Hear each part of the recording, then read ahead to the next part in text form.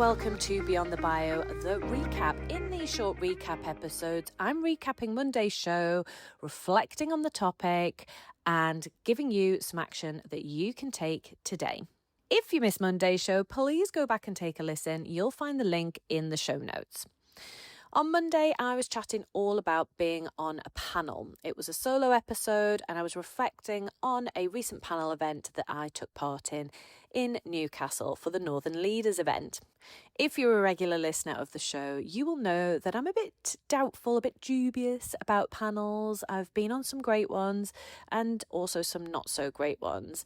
But I think with a great host and with brilliant fellow panelists, this can be a really great way of boosting you and your profile as a speaker without having to do loads of preparation that you might have to do for a bigger keynote, for example.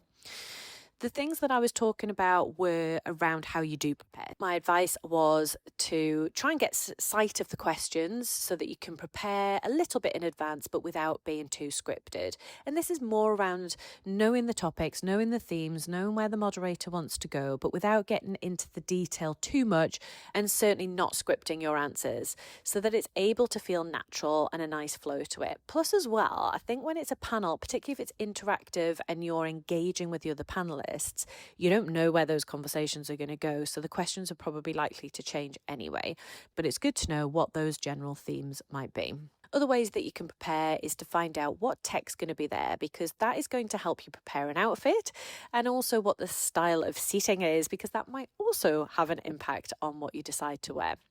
Particularly if you have what I call those Westlife stools, which are those high stools where you might want to, as a woman, think about skirt length. Definitely worth checking a few things like that out. Another bit of my advice was to get the attendance list so you know who's going to be there and you can plan who you're going to try and catch after the event and do some networking with.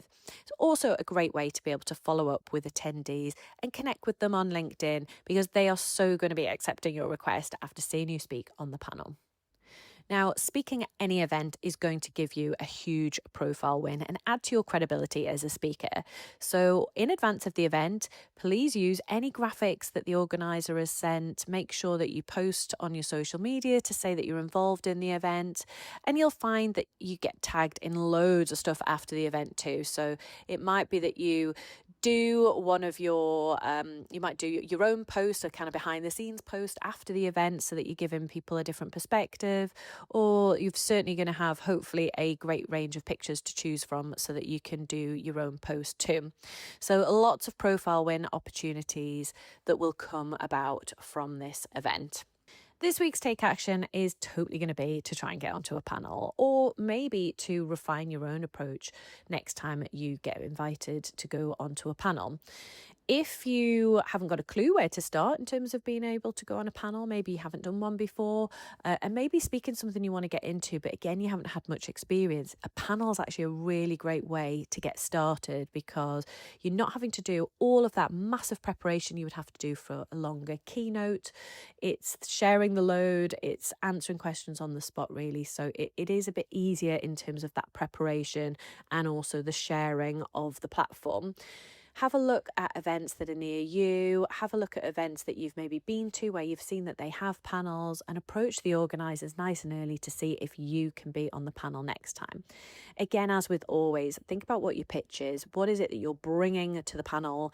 What can you do that's going to really add value?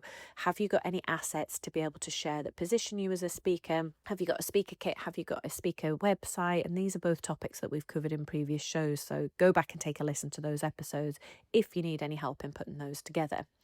But definitely have approaching organisers and being on a panel on your take action list, because being on a panel is going to be useful to help you with your speaking career, and definitely a profile win. As always, let me know how you get on with this week's take action, and I'll see you for the main show on Monday.